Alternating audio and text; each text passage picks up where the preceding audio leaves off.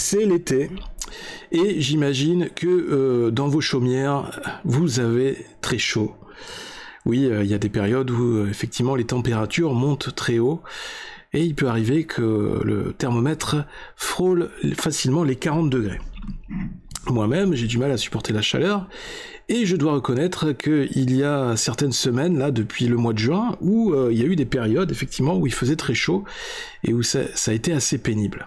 Mais une question se pose dans le contexte actuel. Sommes-nous en train d'assister, comme beaucoup de médias et de politiques nous le disent ou le prétendent, à un réchauffement climatique, ou au contraire, est-ce que c'est tout à fait l'opposé qui est en train de se produire? C'est ce que nous allons voir ensemble dans cette nouvelle vidéo incroyable.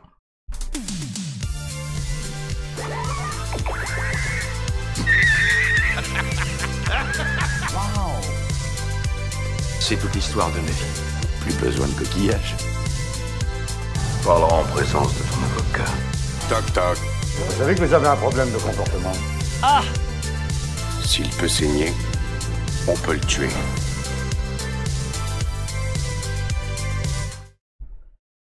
Bonjour à tous. Merci. Bienvenue à vous sur la TV 42, je suis Dose Geek et vous regardez votre dose de geek, votre dose hebdomadaire de geekitude. J'espère que vous avez la forme, que tout se passe bien de votre côté, que vous avez réussi à regarder votre épisode quotidien du Tour de France, bien au frais chez vous, à l'ombre, abrité du soleil et de la chaleur, parce que le mois de juillet en France est toujours bien connu pour être très chaud. On a souvent eu des épisodes caniculaires au mois de juillet en France depuis des années. Ça revient régulièrement. Et là, il faut avouer que depuis maintenant, on va dire depuis le début de l'année, on a ce discours qui revient régulièrement autour du réchauffement climatique. Voilà, on est arrivé à une étape maintenant. Si je suis le discours traditionnel, le discours classique qu'on entend régulièrement à la télé et dans les médias, on est en train de vivre actuellement un réchauffement climatique qui s'accélère et qui va conduire la Terre et l'humanité à sa perte très rapidement si nous ne réagissons pas très vite pour essayer de réduire notre empreinte carbone. Traduisez par cela notre émission de CO2 dans l'atmosphère qui contribuerait à augmenter très rapidement de manière exponentielle le réchauffement climatique et donc cet effet de serre. Mais est-ce que c'est bien la réalité? Puisque vous savez très bien, comme moi, que maintenant, depuis 2 ans, nous avons été habitués à avoir différents discours, souvent des discours qui s'opposent, et notamment en matière de virus, de vaccins, et l'histoire nous a prouvé que il ne fallait pas forcément se fier systématiquement ou aveuglément au discours officiel qui voulait absolument que tout le monde, le gros de la troupe, le gros de la population suive les consignes dans l'intérêt collectif, évidemment. Sauf que quand on creuse un petit peu et quand on laisse passer du temps, beaucoup de preuves ou d'éléments d'information trouvés de manière indépendante commencent à sortir en plein jour et révèle différents intérêts, différentes influences qui ont forcément biaisé les décisions politiques, les décisions économiques, pour, à un moment donné ou à un autre, pour orienter le comportement de la population ou des consommateurs dans un sens ou dans un autre. Et c'est pas forcément toujours dans l'intérêt du plus grand nombre, mais parfois aussi certaines décisions sont prises, souvent on se rend compte qu'elles sont prises pour l'intérêt d'un petit groupe d'élus ou de personnes qui justement dans l'ombre dirigent ou sont aux manettes du pays ou de l'institution, de l'organisation, la communauté dans laquelle nous vivons. Ça a été flagrant dans le cas de la pandémie. On voit bien que les discours alarmistes vis-à-vis de la pandémie n'étaient pas n'avaient pas à être aussi alarmistes que ce qu'ils étaient à l'époque. On voit bien aujourd'hui que le virus, au bout de 2 ans, a énormément muté et est devenu quasiment insignifiant, qu'il a quasiment disparu puisqu'il a beaucoup perdu en virulence. Alors effectivement, je ne nie pas que au moment de son pic d'activité, le virus a effectivement infecté beaucoup de personnes, des personnes ont été malades, et je ne nie pas le fait non plus que des personnes ont été dans un très mauvais état physique à la suite de ce virus, qui était vraiment une saloperie, hein, encore une fois, il faut l'admettre, et on a de plus en plus d'éléments d'information qui tendent à prouver que ce virus serait échappé d'un laboratoire où il aurait été développé de manière volontaire. Donc encore une fois, la main de l'homme est impliquée dans des événements néfastes ou des événements dramatiques qui ont impacté l'histoire de l'humanité à un moment donné ou à un autre. Mais revenons à la question du réchauffement climatique, puisque on se retrouve, j'ai envie de dire, dans la même configuration quasiment, avec toujours les mêmes personnes aux manettes, toujours les mêmes personnes en haut et toujours les mêmes personnes en bas, au niveau du rapport de force et au niveau de la transmission des données, de la communication. C'est toujours évidemment la majorité, les gens qui travaillent, la population, qui doit subir les messages et la communication, en quelque sorte j'ai envie de dire la propagande entre guillemets que nous servent les médias au service du pouvoir en place. Et là en fait c'est un peu comme la pandémie, on se retrouve dans une configuration où c'est une communication au niveau mondial. Et cette communication, enfin ce message alarmiste, on y assiste maintenant depuis le début de l'année 2023, ça a commencé avec le phénomène de la sécheresse. On avait fait une vidéo là-dessus, il y a quelques mois, où, attention, on avait des messages partout, les médias, les politiques, attention, c'est la sécheresse, ça fait plusieurs semaines, plusieurs mois qu'il ne pleut plus, les nappes phréatiques sont au plus bas. On a fait une vidéo qui démontre que, en fait, non, tout dépend, en fait, de comment vous prenez les mesures.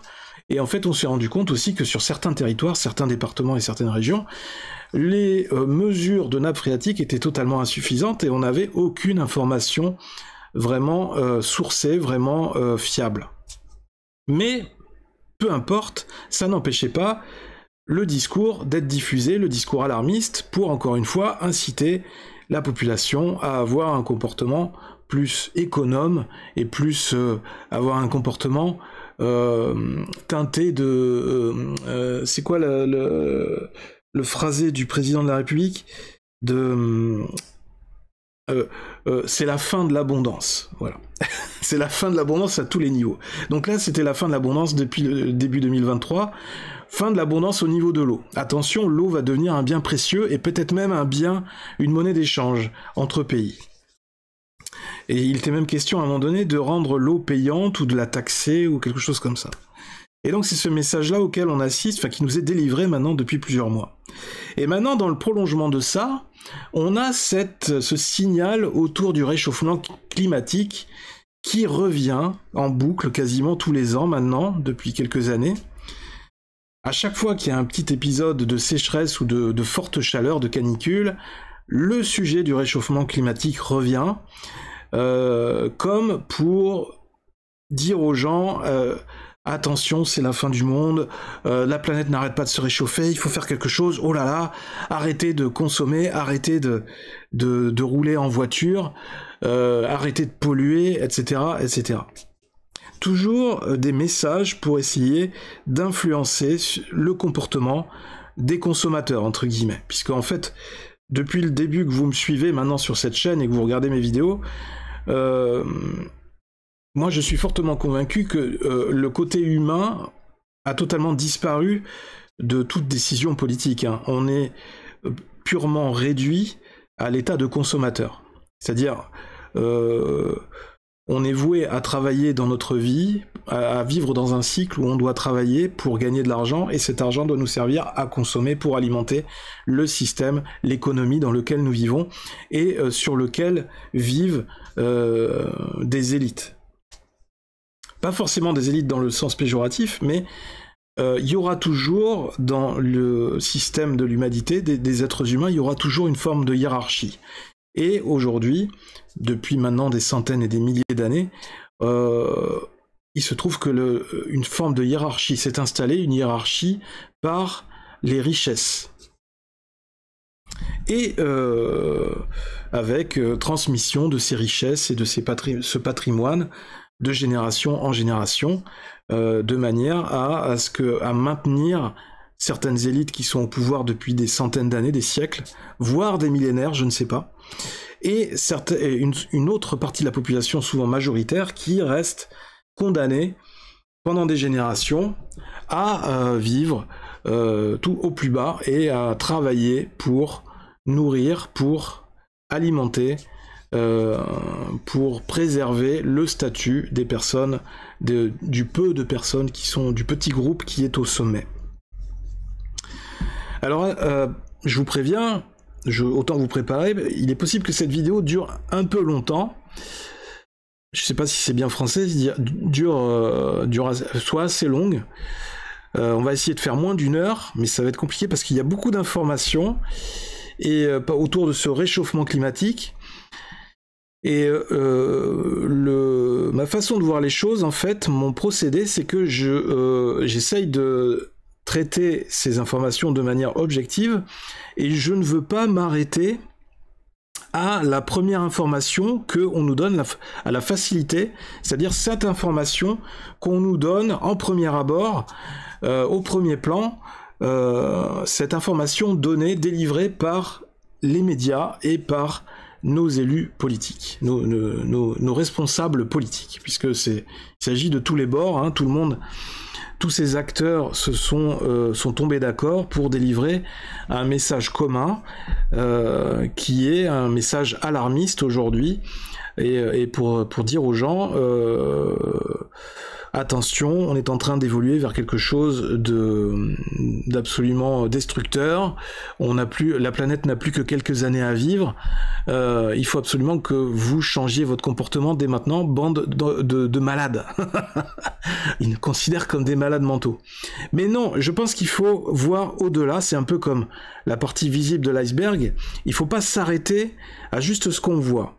Je pense qu'il faut creuser un peu plus la question, et on a la chance aujourd'hui avec les réseaux sociaux, avec Internet, d'avoir accès à plus d'informations et d'avoir accès à des travaux de chercheurs, de scientifiques qui ont fait le travail de rigueur, qui ont eu cette discipline d'aller chercher plus loin et de faire une analyse plus poussée et de ne pas s'arrêter aux premiers effets ou aux premiers détails et d'essayer de comprendre ce qui se passe réellement pour avoir une vision la plus objective possible. Et de ne pas tomber dans le panneau de la vision cataclysmique, de l'alarmisme, qui nous pousserait évidemment, puisqu'on le voit bien hein, depuis des années maintenant, les différents gouvernements, les différents systèmes qui dirigent les pays, souvent occidentaux ou parfois aussi en Asie, dirigent par la peur. La politique de la peur, c'est très pratique, c'est une politique qui est très facile à mener et qui a un pouvoir très important en termes de manipulation des masses et de manipulation de la population. Et encore une fois ici, c'est ce à quoi nous sommes en train d'assister. Une politique par la peur, on fait peur aux gens au maximum, parce qu'on touche à leurs émotions pour influencer, pour impacter au maximum leur comportement, et du coup c'est plus facile de cette manière de leur faire accepter des choses, des mesures qui pourraient avoir du mal à faire passer, à faire accepter. Comme notamment, par exemple, des impôts, de nouveaux impôts ou de nouvelles taxes, afin de financer toujours plus le système en place. Donc on va commencer par justement les exemples de ce discours alarmiste, notamment, tiens, allons-y.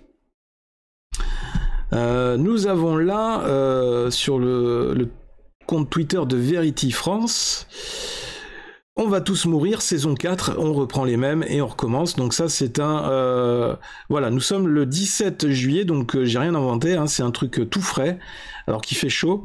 C'est un reportage vu sur quelle chaîne ? Sur BFM TV, encore une fois, grosse référence en matière d'information. Un reportage pour foutre la trouille aux gens, canicule, quel danger pour notre santé, et oui, parce que les températures ont monté un peu depuis quelques jours. Voilà. Attention, je vous rassure, c'est l'été, tout va bien. Alors, c'est normal qu'il fasse chaud en été. Ah bah bien sûr, vous n'êtes pas fait du tout pour vivre à 48 degrés. Et surtout, vous n'êtes pas fait pour vivre avec une température de la journée qui est très élevée, une température de la nuit qui ne baisse pas. Et c'est là où, en fait, ça tue. Bon, alors, il y a plusieurs types de canicules. C'est-à-dire, en fait, quand elles arrivent lentement, les corps s'habituent. Mais quand ça arrive brutalement, c'est là où c'est un véritable massacre pour les personnes, comme vous le disiez, les plus fragiles, dont ceux qui sont souvent les plus malades et aussi ceux qui sont les plus pauvres et qui ne peuvent pas se protéger de la chaleur. Bon, c'est inquiétant parce que les températures là qui arrivent et qui sont dans le sud de l'Europe, ne rêvez pas, elles vont arriver de toute façon en France. Et c'est terrible parce que si vous voulez, c'est chaque année maintenant que ça se produit. L'année dernière, vous avez eu 60 000 morts en Europe sur la canicule. Je pense que là, on va atteindre encore un record. Et les chiffres que vous donniez, notamment hier soir sur BFM avec le représentant du GIEC, qui expliquait que la température moyenne de la planète était passée au-dessus de 17 degrés, en fait, c'est très, très inquiétant. Alors voilà, c'est là on attaque Franco direct. Il y a eu 60 000 morts l'an dernier, je sais plus, et il va y en avoir encore plus cette année. Donc on est dans la surenchère. C'est exactement comme la pandémie, on va vous faire peur toujours encore. Bande de gros porcs, bande de consommateurs à la CON. Voilà, vous allez voir ce que vous allez voir, c'est la fin du monde. Donc ne vous attendez pas à avoir une vie normale, à avoir une vie tranquille. Non, vous allez encore en CHIER, si je veux résumer. Quel est l'intérêt d'un témoignage comme ça, d'un reportage comme ça ? Je voudrais savoir, à part foutre la trouille aux gens, quel est l'intérêt au niveau information ? Donc là, évidemment, si on lit les commentaires, plus anxiogène, il n'y a pas, enfin tu meurs. Alerte clonicule. Une chose est sûre, je ne crèverai pas dans mon fauteuil en regardant BFM TV. Et c'est totalement décrédibilisé pendant le Covid. Pourquoi donne-t-on la parole aux 10 mêmes qui se sont trompés sur tout ? Un jour il travaille en EHPAD, un jour il est spécialiste des virus, aujourd'hui il est spécialiste du climat. Voilà. Conformément aux prévisions de Patrick Pelloux, je suis morte fin 2021 car non-vax. Je remercie nos médias de donner encore une fois la parole à ce grand devin de la science, sans qui nous ne saurions rien. Oui, il avait déjà sévi sur les plateaux à l'époque de la pandémie. Nous ici en Lorraine, cet après-midi, c'est 23 degrés. Canicule, il fait à peine 20 degrés et il pleut depuis une semaine, ils sont sérieux ?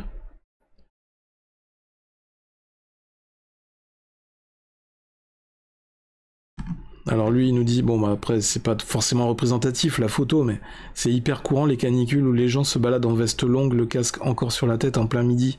Mais ça veut rien dire parce que effectivement moi j'ai déjà croisé des gens dans la rue, il faisait 30 degrés et j'ai croisé des gens qui étaient avec un manteau. Pareil en hiver, il faisait 5 degrés dehors et ça m'est arrivé de croiser des gens dans la rue qui étaient en short et en tongs. Donc il y a des gens qui sont complètement à l'ouest. Ça, on peut pas l'empêcher. Il faut lui conseiller la Bretagne, ça va lui remettre les idées en place. Donc là, on a des températures en Bretagne. Prévision sur 10 jours.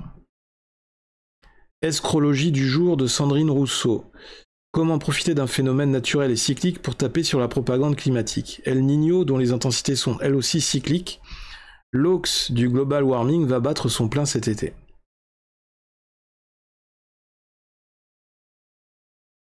Eh oui. On se détend Patrick, ça va très bien se passer, nous sommes entourés de virus et le soleil n'est pas notre ennemi, par contre il y a pas mal de dangers à dénoncer, dont un que tu as promotionné.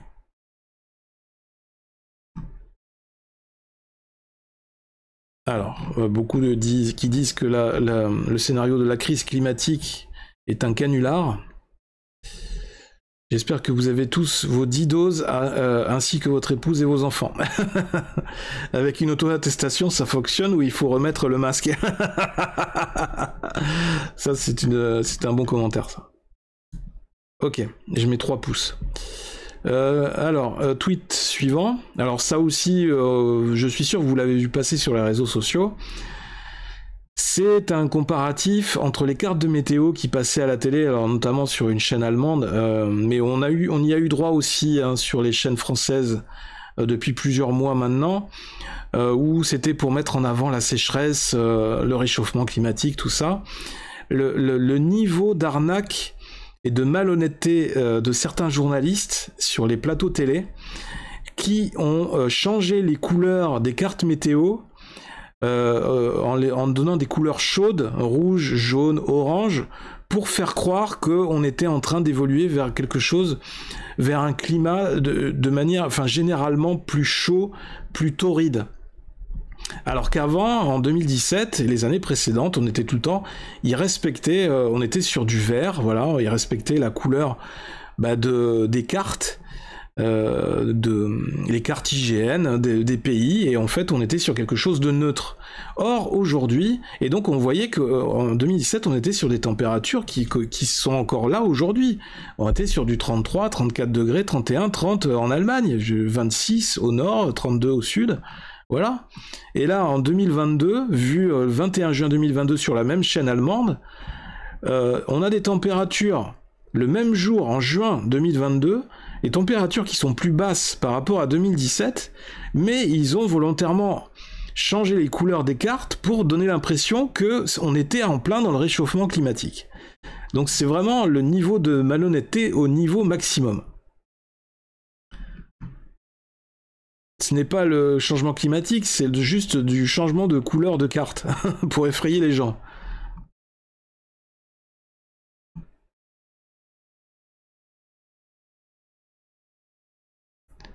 Alors la seule chose qui est changée à propos de notre climat est ce qu'ils nous en ont dit ou ce qu'ils ont communiqué. Ils vont probablement aller plus loin si ils ont juste dit la vérité. Je sais pas, mais ils vont certainement aller plus loin. Voilà. Il y en a qui dit l'image en haut est en degrés Fahrenheit alors que l'image en bas est en degrés Celsius. Non, il y aurait quand même des écarts beaucoup plus grands. Mais voilà. Mais globalement, quand on lit les commentaires, il y a quand même beaucoup de gens qui sont partisans de cette idée ou cette façon de penser, cette opinion autour de cette escroquerie, de cette arnaque du réchauffement climatique. Et moi-même, je commence à en faire partie, je commence à avoir des doutes et à avoir une réflexion là-dessus. Parce que quand on voit tout ce qui s'est passé, tous les mensonges auxquels on a eu droit pendant des années maintenant, autour des différentes crises successives, on est en droit d'avoir de gros doutes vis-à-vis du discours de ces mêmes personnes sur les nouveaux sujets qui arrivent. Je sais pas ce que vous en pensez, hein, donnez-moi vos réactions aussi, mais franchement, ça pose question. Alors, un autre tweet posté en mai 2023, hein, donc c'est chaud, enfin il y a pas longtemps, c'était à peine il y a un mois et demi. Photo sans trucage, vue sur la chaîne, c'était un bulletin météo sur France 3. Question posée par Monique le 17 mai 2023 à 23h05 sur France 3. Ces jours-ci, il fait froid, est-ce normal ou est-ce à cause du réchauffement climatique? Et donc du coup, il y a eu des hashtags qui ont beaucoup circulé sur Twitter, hashtag sécheresse mon cul, #sécheresse. Parce que c'était la période où ils étaient à fond sur le message de la sécheresse. Parce que ça faisait quelques semaines qu'il n'avait pas plu dans certaines régions. Monique est quintuple vaccinée, elle a voté Macron 2 fois, elle ne se lave qu'une fois par semaine et à l'eau froide, et a fait repeindre sa maison aux couleurs LGBT. Ah oui, j'oubliais, elle a adoré le truc qui représentait la France à l'Eurovision. Le pack du parfait macroniste. Les ondes négatives des non-vaccinés qui font chuter la température.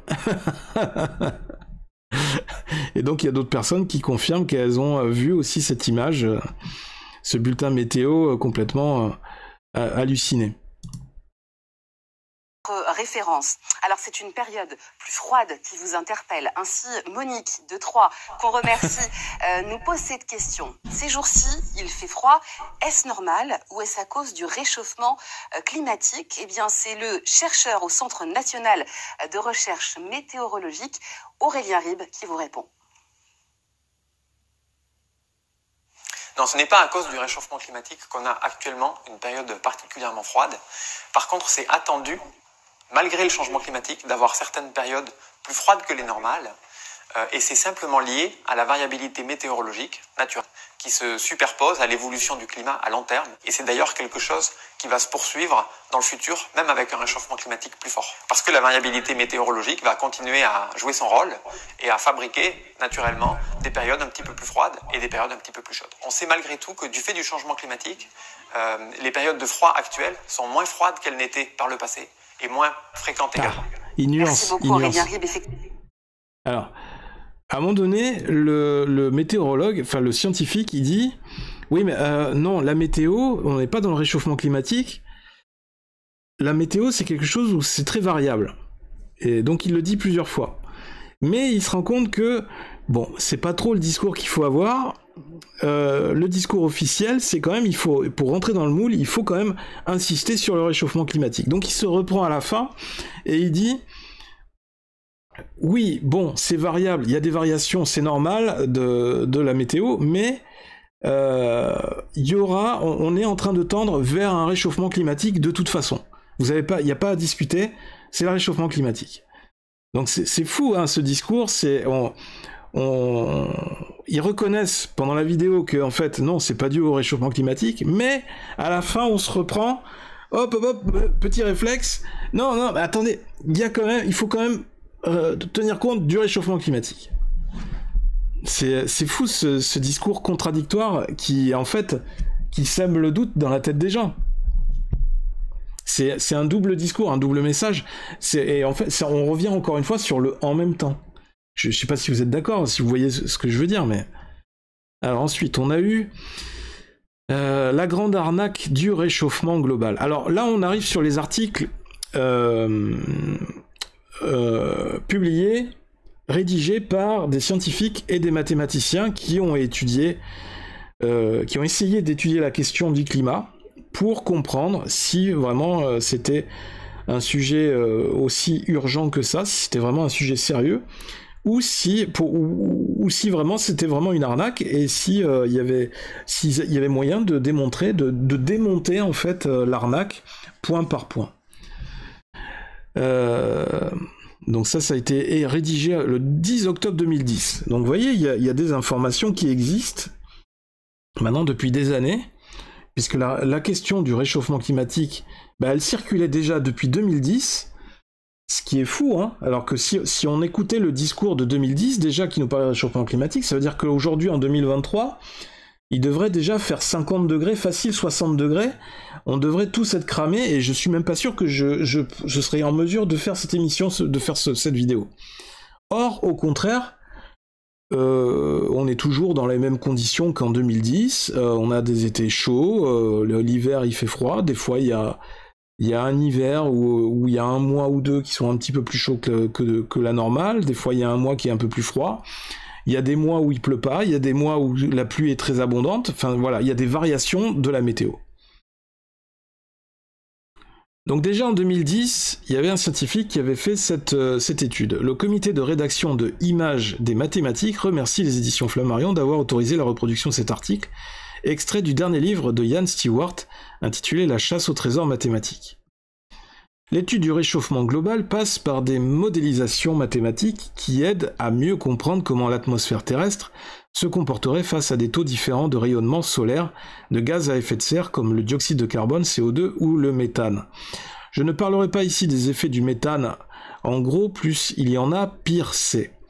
Et le changement climatique étant un sujet très complexe, ce qui suit n'a d'autre ambition que de faire un point rapide sur une erreur fréquemment commise.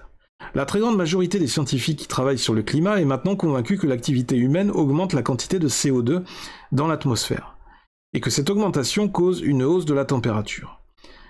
Quelques-uns sont pourtant d'un avis contraire. En mars 2007, la chaîne de télévision Channel 4 proposa un documentaire The Great Global Warming Swindle, la grande arnaque du réchauffement global, qui faisait la part belle à ces voix dissidentes. On est vraiment dans la même configuration que la pandémie, où à l'époque il y avait eu aussi un documentaire, je sais plus ce que c'était, sur le Covid. Et qui avait été taxé de films complotistes et interdit de diffusion. L'un des points particulièrement mis en vedette concernait la relation observée de longue date entre température et CO2. Le reportage, donc ce film c'est ça, La grande arnaque du réchauffement climatique, sorti en 2007, et qui est un film britannique qui continue largement à être critiqué par des personnes qui sont convaincues aveuglément, qui ont été converties à cette religion du réchauffement climatique. Il y a des gens qui cherchent pas à comprendre, qui cherchent pas à savoir. On est dans le réchauffement climatique, point barre, et ça ne les dérange pas de payer plus de taxes et de se doucher à l'eau froide pour essayer d'impacter à leur propre niveau, d'inverser la tendance. Comme si ça allait changer quelque chose. Alors, donc on en était là. Le reportage montrait d'abord l'ancien candidat à la présidence américaine, Al Gore, un fervent partisan de la réalité du changement climatique, en train de donner une conférence. Derrière lui se trouvait un graphique gigantesque montrant l'évolution de la température et du CO2 au cours du temps. Ces courbes reproduites ici sont issues de données de terrain, telles que peuvent en fournir les carottes de glace par exemple. Données historiques de température et CO2 sur 420 000 ans de l'ère glaciaire de Vostok en Antarctique. Les deux courbes montent et descendent presque simultanément, représentant de façon convaincante une liaison entre température et CO2. Mais le documentaire se plaisait aussi à souligner que la hausse des températures démarrait et se terminait avant celle du CO2. Intéressant. Ça veut dire que c'est pas forcément lié à l'émission de CO2. Spécialement quand on regardait attentivement les données les plus récentes. Clairement, la hausse des températures causait celle du CO2 et non l'inverse. L'argument pouvait paraître crédible et le documentaire s'attachait à lui donner beaucoup d'importance. Alors laissez-moi regarder quelle est la courbe du haut. Quelle est la bonne courbe? Alors la courbe du haut, c'est le CO2 sur le graphique du haut. Et la courbe du bas, c'est la température. Et on voit effectivement que la courbe de température a un léger décalage en avance par rapport à la courbe de CO2. Et idem sur le graphique du bas.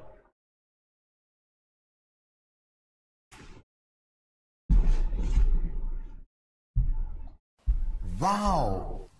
Oui, tu peux le dire. La science du climat dépend fortement des modèles mathématiques, des processus physiques qui influencent celui-ci. Le problème qu'elle propose est donc aussi mathématique que physique. Les meilleures données disponibles montrent que l'effet pointé est bien réel, que les creux et les bosses du CO2 apparaissent environ 100 ans après ceux et celles de la température. Mais est-ce que cela prouve pour autant que la hausse des températures cause celle du CO2 plus que l'inverse? Et au bout du compte, qu'est-ce que tout cela?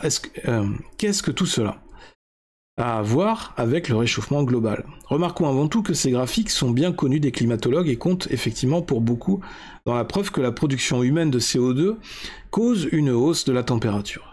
Si ce graphe prouver réellement que le CO2 n'était pas responsable d'une hausse des températures, les climatologues l'auraient probablement remarqué. Il pourrait certes s'agir d'une conspiration mondiale, mais les gouvernements seraient bien plus heureux s'il s'avérait que le réchauffement climatique n'est qu'une illusion, d'autant que ce sont eux qui financent la recherche. Si conspiration il doit y avoir, elle se trouve plus sûrement du côté de ceux qui essaient de nier la réalité du changement climatique. Il semble ainsi plus probable que les climatologues aient étudié les raisons de ce mystérieux décalage, et qu'ils soient parvenus à la conclusion qu'ils ne montraient pas que le CO2 ne jouait pas de rôle significatif dans le changement de climat. Et c'est bien ce qu'ils ont fait, comme suffisent à le prouver 30 secondes de recherche sur Internet. D'abord, d'où viennent ces 100 années de décalage ? L'histoire dans tous ses détails est assez compliquée, mais ces grandes lignes sont faciles à tracer en ayant à l'esprit le schéma ci-dessus, sur lequel il est aisé d'en suivre les étapes. Voici les faits les plus pertinents.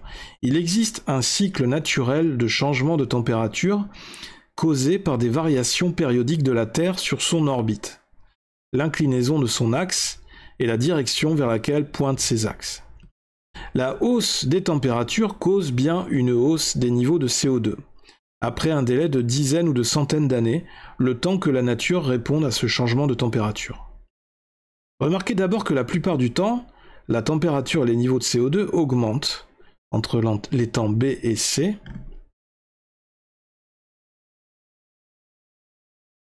ou baissent simultanément entre les temps D et E. Ok. Cela montre que température et CO2 sont liés, mais ne nous dit pas ce qui est la cause et ce qui est l'effet. En fait, chacun est la cause de l'autre.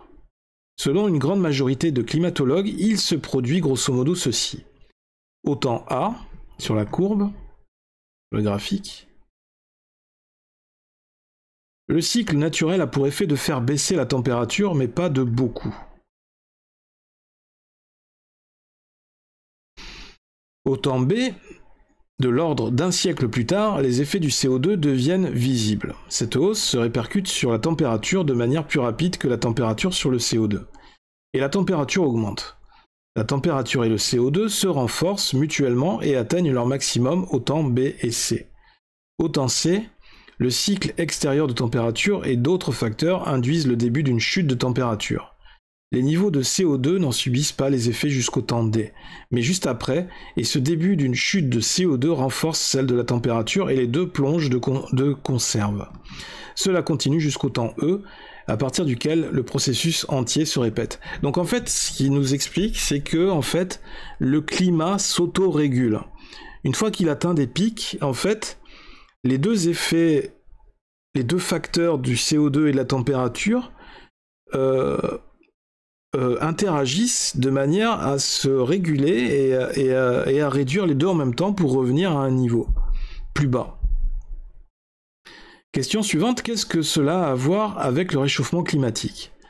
Pas grand-chose. Nous venons de décrire un cycle naturel qui ne nécessite aucune intervention humaine pour s'alimenter. Les termes réchauffement global et changement climatique ne réfèrent pas à une hausse des températures ou un changement dans le climat en tant que tel, ils réfèrent très spécifiquement aux déviations du cycle naturel. Voilà, donc c'est ce que nous disait quelque part le météorologue, le scientifique qui était interviewé sur France 3, juste avant, il parlait de variations. Donc en fait, cette description de réchauffement global au réchauffement climatique, il la donne systématiquement à des variations de la météo, des variations ponctuelles. Mais le problème, c'est que beaucoup de gens ne le comprennent pas et ils l'interprètent de manière plus globale et ça sert un peu aussi la politique générale, enfin l'idéologie du moment, où en fait on se dit c'est le réchauffement climatique. Voilà. La météo générale, la température de la planète est en train de monter de manière critique. Il était aussi entendu que le débat tournait autour de la moyenne globale des températures à moyen terme et non pas de moyenne locale à court terme. Cela a été assez mal compris parce que des parties du globe peuvent être froides pour un temps, tandis que d'autres peuvent être plus chaudes. On utilisa alors l'expression changement climatique dans l'espoir d'éviter la confusion. Elle ne signifie pas le climat change, et cela se produit pendant un cycle naturel. Et elle signifie le climat change d'une manière qui ne correspond pas au cycle naturel. Voilà. Donc encore une fois, une mauvaise interprétation, ou alors, la mauvaise utilisation d'un vocabulaire en particulier qui a provoqué une mauvaise interprétation. Et je le vois aussi quand je donne des cours informatiques à des personnes que je suis, l'importance du vocabulaire. C'est-à-dire qu'il est très important quand on communique, quand on échange entre personnes ou entre individus, d'avoir les mêmes références en termes de vocabulaire, afin de mieux se comprendre et d'être plus efficace. Parce que, en fait, l'usage d'un mauvais vocabulaire ou d'un vocabulaire qui n'est pas commun peut conduire à de mauvaises interprétations et à des confusions. Et c'est ce qui est en train de se produire avec le changement climatique, le réchauffement climatique. Parce qu'en fait, on va avoir plein de déclinaisons pour décrire tout ça. Ce concept, c'est quelque part du marketing. Au cours du cycle naturel, comme nous l'avons vu, la température influe sur le CO2 et le CO2 influe sur la température. À l'action du cycle du rayonnement solaire sur l'atmosphère, les deux quantités répondent. Le problème du réchauffement climatique s'énonce ainsi. Comment va évoluer le cycle si les humains rejettent de grandes quantités de CO2 dans l'atmosphère ? Mathématiquement, cela revient à insuffler une bonne bouffée de CO2 au système et à regarder comment il réagit. Et la réponse est la suivante. La température se met vite à monter car elle répond rapidement au changement de CO2. Ainsi, avec leur curieux décalage, les graphes montrent comment un système atmosphérique laissé à lui-même évolue quand il est soumis à une variation du rayonnement solaire incident. Le réchauffement climatique traite d'un tout autre sujet, de la façon dont réagit un système laissé à lui-même quand on le perturbe. Nous savons que l'activité humaine produit du CO2 depuis environ 50 ans. Les carottes de glace montrent que son taux est significativement plus élevé que jamais auparavant. Il suffit de regarder le CO2 sur la partie droite du premier graphe de cet article. La proportion de ces divers isotopes, différentes formes d'atomes de carbone avec une masse atomique différente, montre que l'augmentation est principalement due à l'activité humaine, ce que confirme le niveau sans précédent de CO2 atteint de nos jours. Pour tester l'hypothèse selon laquelle l'augmentation de CO2 conduit au réchauffement global, il faut perturber mathématiquement un modèle atmosphérique d'une manière qui corresponde à une augmentation de CO2 et regarder dans ce contexte les effets produits par cette augmentation. Pour être plus précis et pour bien montrer qu'il s'agit de mathématiques, je considère un modèle simple qui décrit comment la température T et le taux de dioxyde de carbone C évolue au cours du temps. Il n'est pas réaliste, mais possède les comportements sur lesquels est basée notre discussion et en illustre un des points clés. Voici à quoi il ressemble. Donc il a fait son équation. Je vous avoue que je vais avoir du mal à rentrer là-dedans, puisque ça fait longtemps que j'ai pas mis le nez dans les équations. On va continuer. La température est forcée périodiquement. Bien évidemment, je mettrai le lien de toutes ces sources, les liens, dans la description de la vidéo si vous voulez vous attarder un peu plus là-dessus et creuser un peu plus la question. La température est forcée périodiquement, le terme en sin T, ça doit être sinus T, je sais pas, ce qui modélise le changement de chaleur en provenance du soleil. De plus, chaque changement sur C produit un changement sur T. Mon modèle est ainsi conçu qu'une température plus élevée provoque une élévation de CO2 et qu'une élévation de CO2 provoque une température plus élevée, tout comme dans le monde réel. On est d'accord, ça reprend ce qui a été dit plus haut, les deux sont connectés et l'un alimente l'autre comme l'autre alimente l'un. Ils s'alimentent respectivement. Ok.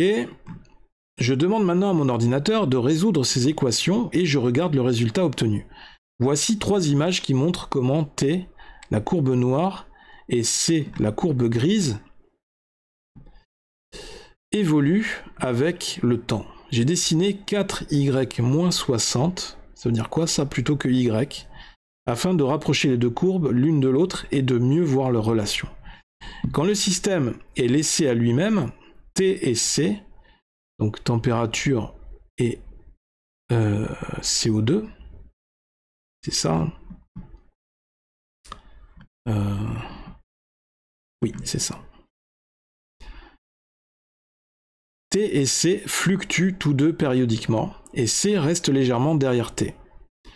C'est le décalage paradoxal qui, selon le documentaire télévisuel, signifie que l'augmentation de CO2 ne cause pas l'augmentation de température, mais dans notre modèle, l'augmentation de CO2 cause bien l'augmentation de température, et ce grâce au terme dans la première équation, et le décalage persiste pourtant à exister. Ce décalage temporel est une conséquence de la non-linéarité du modèle, et non pas un décalage dans l'effet de ceci sur cela. Quand je donne à C une brève et soudaine augmentation au temps 25, T et C réagissent tous deux. Il s'avère, donc, malgré tout, que C reste toujours derrière T, T qui ne semble d'ailleurs pas changer beaucoup. Oui, donc on la voit là, c'est le pic, la petite vague en haut, là, au milieu de la courbe, c'est quand il donne une brève augmentation. Et en fait, le décalage, on voit que juste après, le décalage revient. Et que le cycle naturel revient. Pourtant, si je dessine les changements en T et C intervenus entre les deux, je vois que T commence à augmenter aussitôt que le fait C. Un changement sur C se répercute donc immédiatement sur T. Il est aussi intéressant de constater que la température continue d'augmenter tandis que la bouffée de CO2 s'évanouit. La dynamique non linéaire peut aller à l'encontre de l'intuition, raison pour laquelle nous devons utiliser les mathématiques plutôt que des arguments verbaux trop naïfs.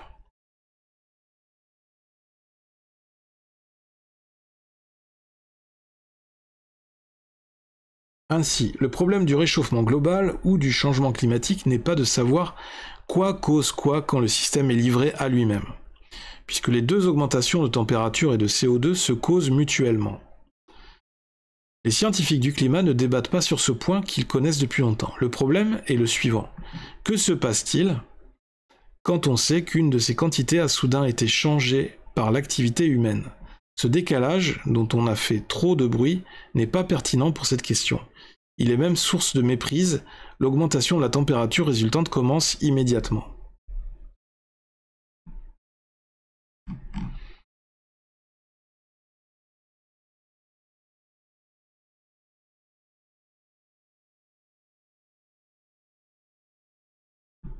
Alors, il y a beaucoup de commentaires. Alors, je suis pas sûr d'avoir compris sa conclusion. Moi, ce que je vois, c'est que malgré le pic, les deux courbes ont tendance à baisser, à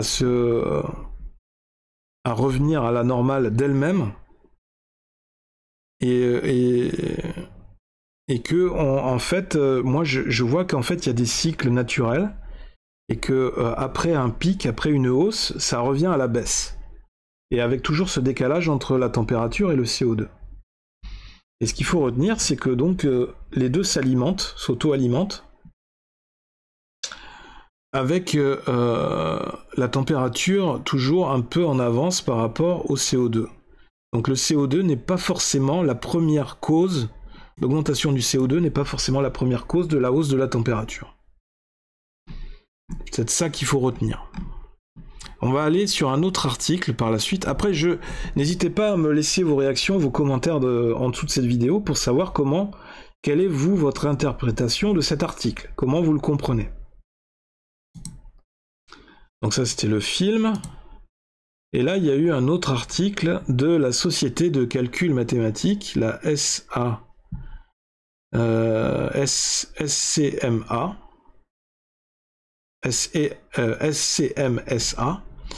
mise à jour en avril 2023, le réchauffement climatique et le CO2.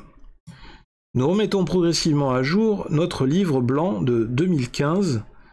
Sont déjà disponibles les chapitres suivants. L'élévation du niveau des mers, les cyclones. Document complémentaire. Donc là, on est en 2015 et mis à jour en 2023, donc quelques années après l'article précédent que nous avons vu sur le lien entre la température et le CO2. Document complémentaire, le climat des pôles, selon des chercheurs russes, le trou dans la couche d'ozone, selon des chercheurs russes.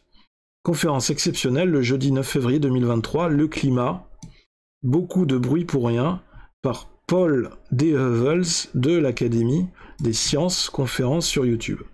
Communiqué de la SCM. Bien que de nombreux pays se soient retirés des accords de Paris, la COP21, ou les dédaignent, ou simplement revoient à la baisse leurs contributions, les débats semblent toujours aussi vifs en France, surtout lorsqu'ils sont alimentés par une presse qui ne vise que le sensationnel, dans le style « La planète est en surchauffe ». Voici donc quelques faits simples, présentés simplement. Il n'y a pas de réchauffement climatique, mais des variations du climat, comme il y en a toujours eu depuis 5 milliards d'années. Celles que nous connaissons aujourd'hui sont, dans l'ensemble, nettement moins importantes que celles que la Terre a connues. En d'autres termes, le climat est nettement plus stable aujourd'hui qu'il ne l'a été lors des ères géologiques. Deuxième point, la Terre a déjà connu plusieurs périodes glaciaires.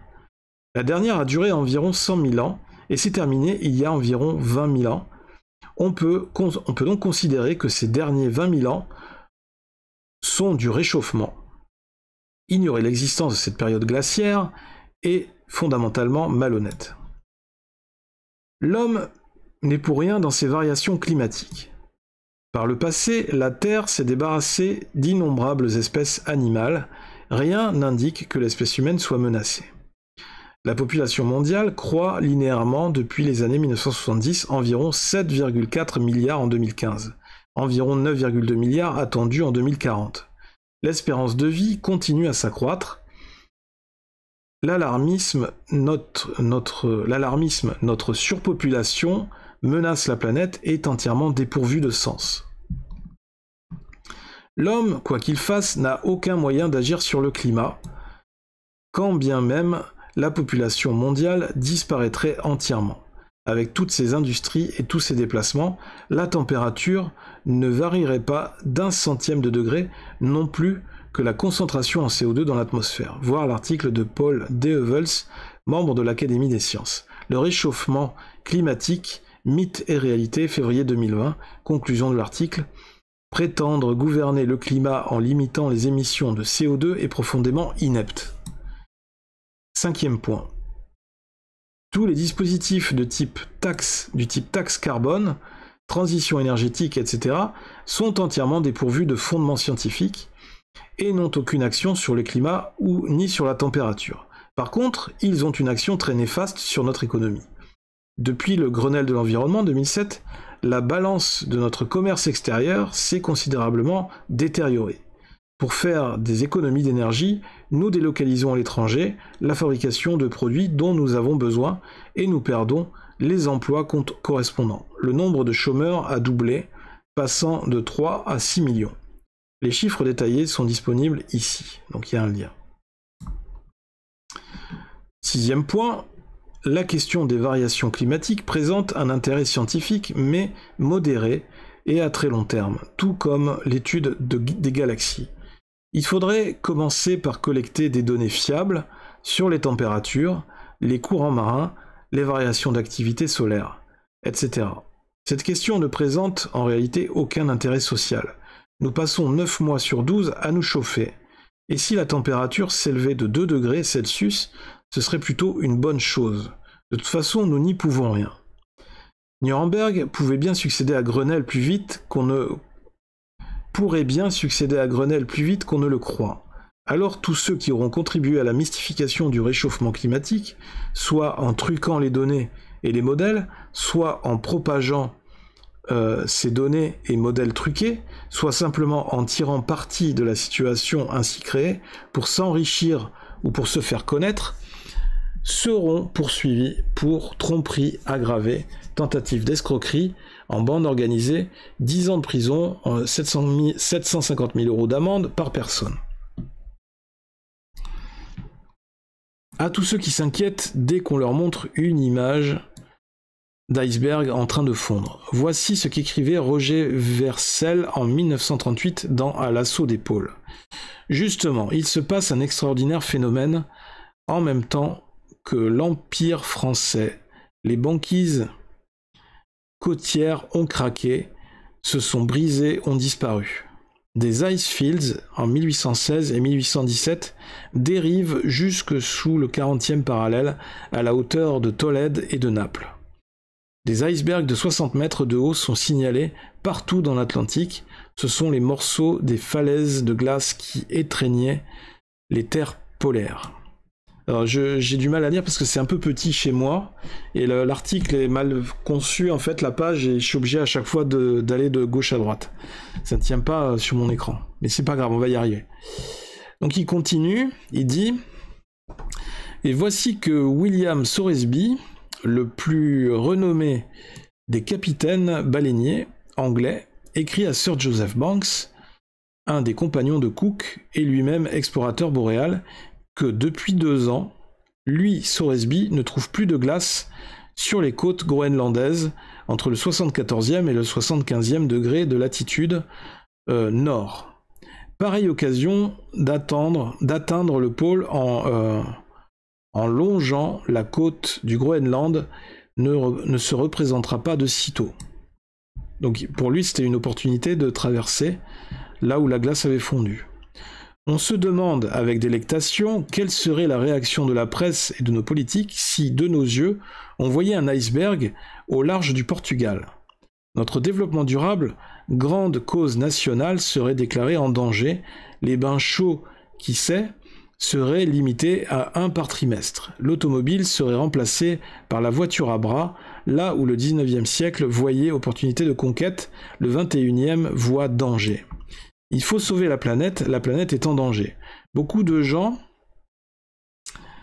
en sont convaincus parce qu'ils ont besoin d'une croisade de nature religieuse. Voici ce qu'écrivait Gustave Le Bon, base scientifique d'une philosophie de l'histoire 1930. On peut résumer dans les propositions suivantes les principes psychologiques qui président à la naissance et à la disparition des croyances de tout ordre, religieuses, politiques ou sociales.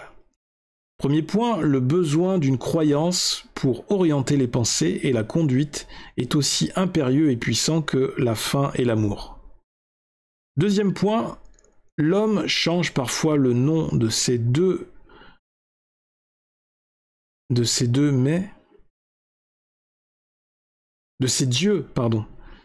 change parfois le nom de ses dieux, mais les influences mystiques qui ont toujours dominé son âme la dominent encore. Troisième point, aux anciennes divinités personnelles, l'homme moderne tend à substituer des dogmes et des formules auxquelles est attribué le même pouvoir magique. La part de vérité que ces nouveaux dogmes contiennent n'est pas généralement plus grande que celle des anciennes croyances. Donc on est en plein dans, ça confirme qu'en fait on est en plein dans la croyance, plus que la vision objective, plus que la réflexion. Les croyances religieuses et les croyances politiques à la forme religieuse ne s'édifient pas sur des raisons et ne peuvent être détruites par des raisons. C'est intéressant ça aussi. Cinquième point, c'est par des suggestions dérivées du prestige, de l'affirmation et de la répétition que se fondent les croyances. La contagion mentale constitue leur principal moyen de propagation. Excellent. Nos travaux sur ces questions. La lutte contre le réchauffement climatique, une croisade absurde, coûteuse et inutile, livre blanc rédigé par la SCM en 2015. Ils ont aussi rédigé un autre livre en 2011, Le bilan carbone, erreurs méthodologiques fondamentales et incertitudes. Et un autre livre en 2001, La mystification du réchauffement climatique, document adressé au secrétaire général de la Défense nationale, Premier ministre. Donc c'est des livres, déjà en 2001, ils travaillaient sur la question, les mecs. La SCM, c'est quand même la société de calcul mathématique. Depuis 1995. Et on va terminer par d'autres témoignages. affligeant, hein, consternant, l'ex-président de Greenpeace, donc je ne l'invente pas, l'ex-président de Greenpeace, sur Twitter, le changement climatique, c'est pour effrayer les gens afin de les contrôler et faire de l'argent. Le média en 442.fr, donc c'était sur l'article sur ce site.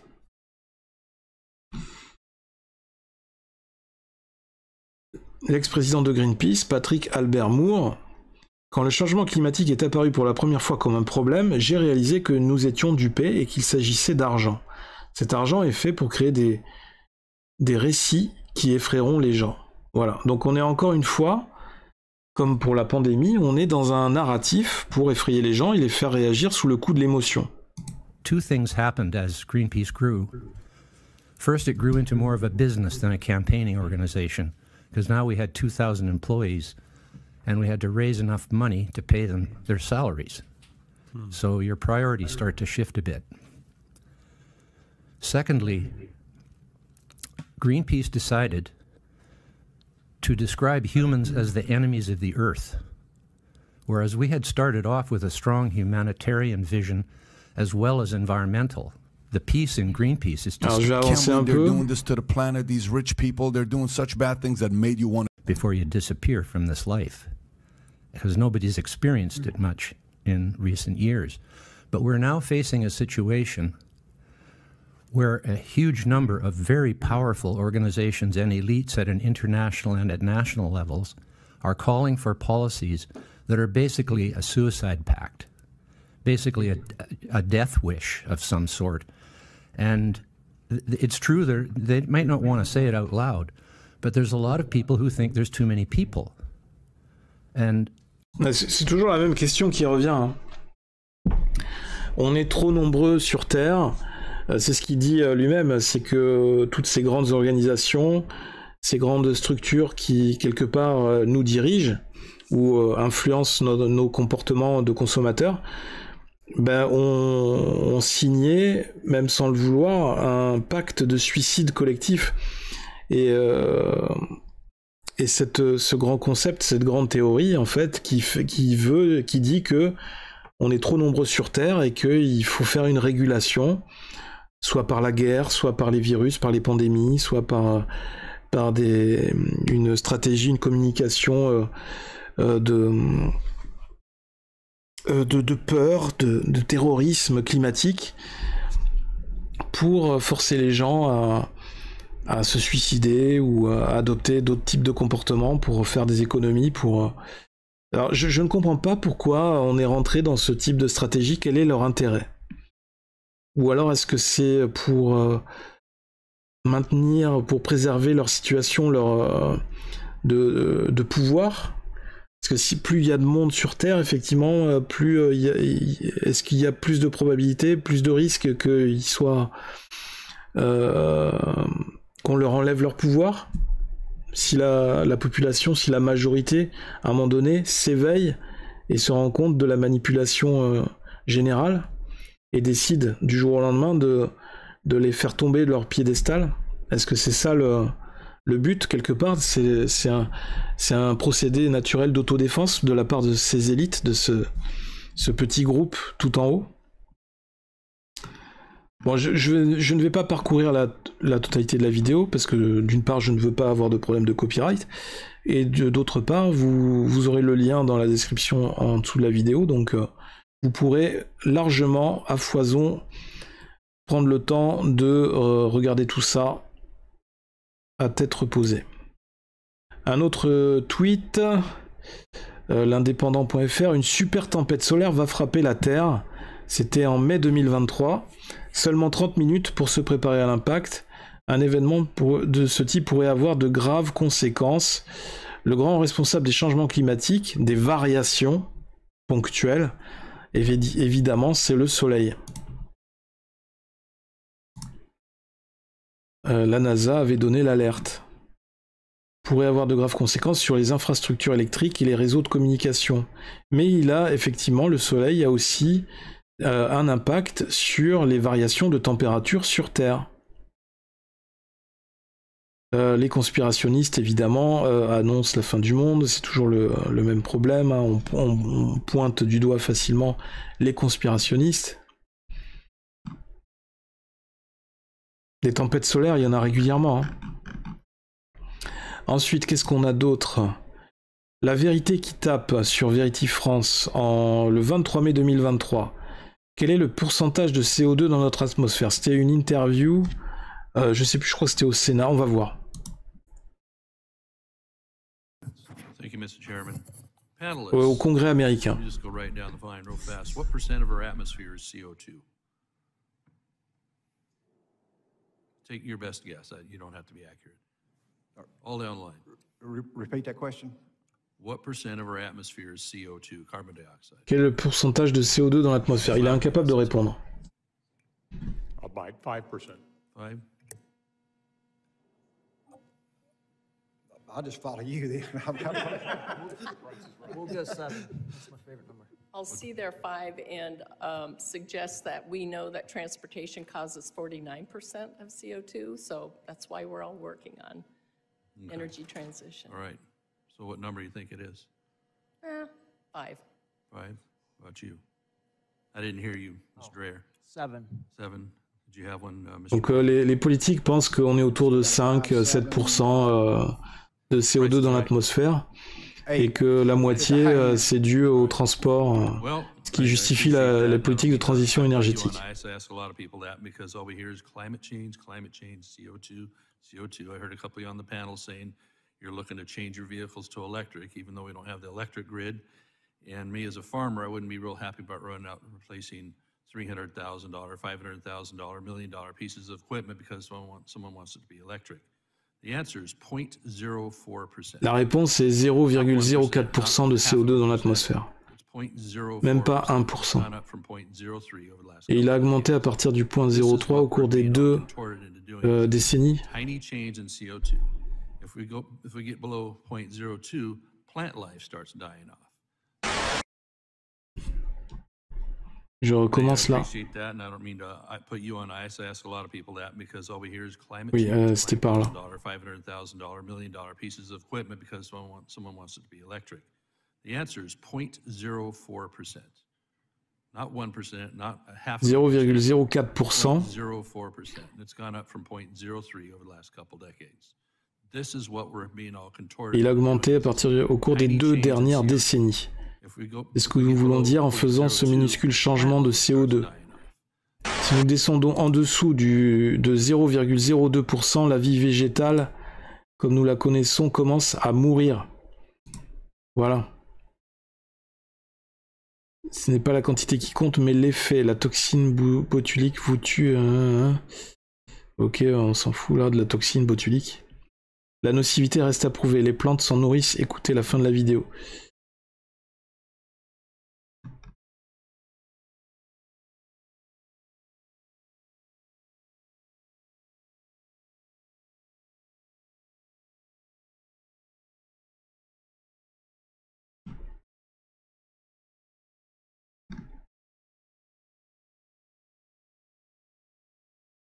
Le GIEC, au rapport alarmiste, est essentiellement composé d'idéologues et de complotistes en lieu et place des scientifiques, pour des raisons tout autres que des analyses et recherches fondées. Ok. Bon, toujours est-il que là, cette vidéo est intéressante aussi, puisqu'en fait, il nous donne le taux exact de carbone, de CO2, de dioxyde de carbone dans l'atmosphère, qui est de 0,04%. Et ce qui est frappant, c'est le décalage entre la réalité scientifique et la perception qu'ont les gens de cette notion de CO2 et son impact sur le réchauffement climatique. Donc quand il a interrogé les politiques, eux, ils étaient sur une valeur beaucoup plus élevée, autour de 5-7%, et ils étaient persuadés que c'était très mauvais pour la planète et que ça justifiait des mesures de transition énergétique. Donc ils étaient sur une idéologie, sur quelque chose qu'ils croyaient. Pardon. Voilà, il fait tellement chaud que je suis en train de m'enrhumer. Donc encore un exemple que en fait on est dans une forme d'idéologie, de croyance, et que en fait on s'auto-alimente cette croyance pour justifier des décisions que l'on va prendre au niveau politique par la suite. Et enfin, on va terminer. Attention, mauvaise nouvelle pour les fous du climat, avec 661 gigatonnes de masse supplémentaire, la banquise de l'Antarctique continue de s'agrandir. Vu sur le site Report 24 News, je crois que c'est un site allemand, le 6 juin 2023. Donc on va tout accepter, hein. Peut-être qu'on va traduire en français si on peut. La banquise antarctique continue de croître. Les scientifiques ont découvert que la banquise autour de l'Antarctique a considérablement augmenté de 2009 à 2019, puisque cela ne correspond pas au récit commun des fanatiques du climat. Le courant dominant l'ignorera certainement largement. Des climatologues de l'université de Leeds utilisent désormais des données satellitaires pour vérifier l'état de la banquise en Antarctique. Ils ont examiné la position de vélage annuel et la superficie de 34 calottes glaciaires qui représentent ensemble environ 80% du littoral du continent le plus au sud. Ils ont constaté que la réduction de la superficie de la péninsule antarctique et de l'Antarctique occidentale de 6693 km² et de 5500 km² respectivement était compensée par l'augmentation de l'Antarctique oriental de 3532 km² et 14 028 km² sur la grande glace Ross et Rhone-Fichner. Donc en fait la glace s'est déplacée.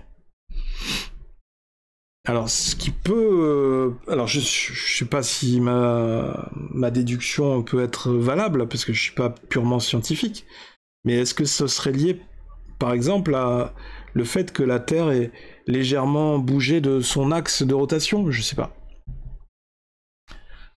Les plateformes de glace fournissent un support important aux glaciers situés derrière elles, et ces zones sont soumises à d'importantes fluctuations naturelles. Les fanatiques du climat aiment choisir de grandes incursions dans la mer pour étayer leurs théories, tout en ignorant soigneusement la croissance dans d'autres domaines. Une approche très sélective qui ne reflète en rien la réalité même de loin. Donc bon, voilà l'article. Plus on traite de ce sujet et non seulement, on considère de manière sélective les études et les investigations qui soutiennent les thèses des fanatiques du climat. Plus vite on se rend compte qu'il est beaucoup plus complexe et à plusieurs niveaux que les gens ne le pensent. La seule question est de savoir combien de temps encore les gens voudront se laisser berner par les radicaux du climat. Il n'y a aucun... Alors, un fait que les scientifiques ont également souligné dans une étude, un autre article montre également que depuis le début des mesures fiables par satellite, il n'y a eu aucun changement significatif dans l'étendue annuelle de la glace de mer en Antarctique. Bon, voilà. Alors, écoutez, moi, avec toutes ces informations, ça fait quand même beaucoup d'informations scientifiques détaillées. Donc, vous avez vu, on a passé le temps, on a essayé de comprendre tout ça, de s'informer, de se renseigner, le pourquoi du comment, etc. Même s'il y a encore beaucoup de questions, c'est très complexe, hein, parce qu'il y a certains points, notamment la première étude mathématique, je suis pas sûr d'avoir tout compris au niveau de la conclusion, c'est pour ça que j'en appelle à votre aide aussi pour voir ce que vous en avez conclu, comment vous l'interprétez. Mais globalement, si on essaie de retenir quelques points importants de toutes ces études scientifiques et mathématiques, moi je pense en avoir retenu que cette approche de réchauffement climatique n'est pas si évidente que ça. J'aurais plutôt tendance à douter encore plus et à rejoindre la version qui vise à penser que il n'y a pas de réchauffement climatique provoqué, il n'y aurait pas de réchauffement climatique provoqué par la présence humaine, qui est là depuis plusieurs milliers d'années maintenant sur Terre, mais et qu'il serait un peu dérisoire, il serait vain de penser, d'imaginer que notre présence sur Terre aurait provoqué des variations climatiques. Non, c'est beaucoup plus vaste que ça. ça se joue au niveau de l'univers, au niveau entre l'interaction entre le Soleil et les planètes. Il y a beaucoup d'autres facteurs qui interagissent. On voit bien que également que la connexion entre le CO2 et la température, la connexion entre les variations de CO2 et les variations de température ne permettent pas de mettre en évidence que l'un peut provoquer, en tout cas que l'augmentation du CO2 peut provoquer l'augmentation de la température. Au contraire, c'est plutôt la température qui arrive avant la hausse de CO2. Donc voilà, tout ça remet en cause quelque part le discours officiel qu'on nous sert maintenant depuis au moins 10 ans sur ce prétendu réchauffement climatique. Et je vous rappelle que ce réchauffement climatique, c'est la grande raison qui est invoquée par les gourous du climat pour justifier le passage aux véhicules électriques, la transition énergétique, le passage aux panneaux solaires, dont on a démontré précédemment que tous ces nouveaux outils, tous ces nouveaux moyens de production étaient tout aussi polluants que nos moyens de production traditionnels basés sur le système économique du pétrole et du carburant. Donc ça pose beaucoup de questions, hein, ça interroge beaucoup, et je suis sûr que ça va certainement permettre à certains d'entre vous d'y voir un peu plus clair sur la question et de chercher à comprendre encore plus. J'espère avoir éveillé chez vous la curiosité, l'envie d'aller chercher un peu plus d'informations, d'aller vous documenter un peu plus sur Internet sur cette question du réchauffement climatique et d'être un peu plus, un peu plus, pas forcément sceptique, mais un peu plus regardant sur cette question. Continuez à vous informer, continuez à essayer d'avoir différents avis, avoir un avis objectif, en essayant d'éloigner toute forme d'émotion. Ne vous laissez pas gagner par la panique ou par la sensation de peur ou d'angoisse qui pourrait vous être procurée par un discours dominant, bien évidemment, sur toutes les plateformes de médias qui jouent et qui abusent de cette propagande en quelque sorte, entre guillemets aussi. Et imaginez tout ce système de taxes qui se justifie actuellement par le réchauffement climatique, tout l'argent qui est payé chaque année, que nous payons, que nous dépensons sur tout type de produits pour, soi-disant, lutter contre le réchauffement climatique. Et ça, depuis des années. Je me souviens que la taxe carbone, ça fait au moins 5 ans, voire peut-être 10 ans qu'elle est en place, et c'était censé lutter contre le réchauffement climatique. Et on voit aujourd'hui que on a toujours ce discours du réchauffement climatique qui nous est mis en avant, que c'est soi-disant pas assez, que maintenant il faut qu'on passe tous à l'électrique. C'est complètement hallucinant. Donc il y a plein de choses qui se contredisent encore une fois dans tout ce discours. Et on se retrouve, ce qui moi me fait dire que ça me frappe encore une fois, parce que je me retrouve dans le même scénario, dans le même narratif que pour la pandémie. Encore une fois, on est dans une configuration avec des discours qui se contredisent en permanence, et ce qui fait qu'à un moment donné, il y a une petite lumière ou une petite cloche qui s'anime dans ma tête et qui me dit « Attention, il y a quelque chose qui est un peu bizarre là, peut-être qu'il faudrait être un peu vigilant, parce qu'il y a des choses qui sont pas logiques. » Donc voilà, essayons juste tous d'avoir un minimum de bon sens, de retrouver raison et de garder raison, et en fonction de ça, de faire les bons choix, et de peut-être aussi d'influencer davantage les choix politiques à notre niveau d'électeurs. Voilà. Bien, c'était DosGeek pour la TV42. On va s'arrêter sur ces questions-là. La vidéo, je pense, c'est suffisamment longue comme ça. Il y a beaucoup d'informations. N'hésitez pas à réagir dans les commentaires, à me donner votre avis sur la question. C'est une question très large et je pense que ça va être beaucoup discuté et encore pendant très longtemps. Et voilà, je reste ouvert sur cette question. Peut-être qu'on va avoir d'autres éléments, de nouveaux éléments très prochainement. De toute façon, moi, je ne me fais pas d'illusions. On aura encore des canicules tous les étés et des vagues de froid. Des canicules, vous inquiétez pas, il y en a déjà eu par le passé, dans les années 70, même dans les années bien avant, et même le siècle, au 19e siècle ou autre, on a vu que c'était des choses cycliques. Ce sont des cycles naturels. Il y aura aussi des aires glaciaires. Je crois que j'avais lu un article où on nous annonçait une future ère glaciaire très bientôt. Donc voilà, c'est la nature qui vit par cycle, comme nous les êtres humains, comme l'économie vit aussi par cycle. Il y a des moments où ça augmente et il y a des moments où ça baisse. Le Bitcoin aussi, les crypto-monnaies, il y a des marchés haussiers et des marchés baissiers. Le tout est à chaque fois de trouver un équilibre, et je pense que ce sera ma phrase pour finir. Je pense que quelque part la nature est bien faite, et je pense que la nature saura d'elle-même trouver un équilibre et saura nous rappeler d'elle-même,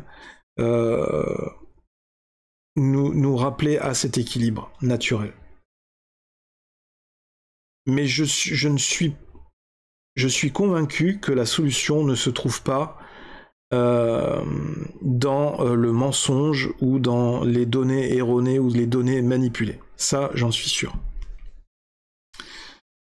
Bien, ceci étant dit, si vous avez aimé cette vidéo, n'hésitez pas à la liker, à la partager, également à vous abonner à la chaîne si vous ne faites pas encore partie de la communauté de la TV42, pas la communauté de l'anneau, mais la communauté du 42.